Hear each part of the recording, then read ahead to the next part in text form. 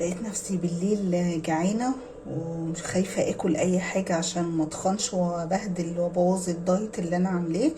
رحت قايمه جايبه شويه لبن رايب وعصرت عليهم نص ليمونه، حطيت شويه قرفه، حطيت شويه عسل ابيض،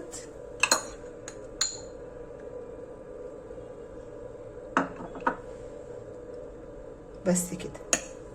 احلى حاجه ممكن تاكليها بالليل، دهون على بروتين، يعليلك الحرق، يشبعك، يقومك الصبح بنشاط كده وحيويه، ويقفلك الشهيه ويقفلك شهيتك انك عايزه تاكلي حاجه مسكره او انك تاكلي نشويات.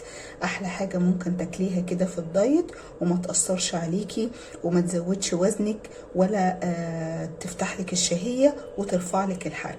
وبالهنا والشفا.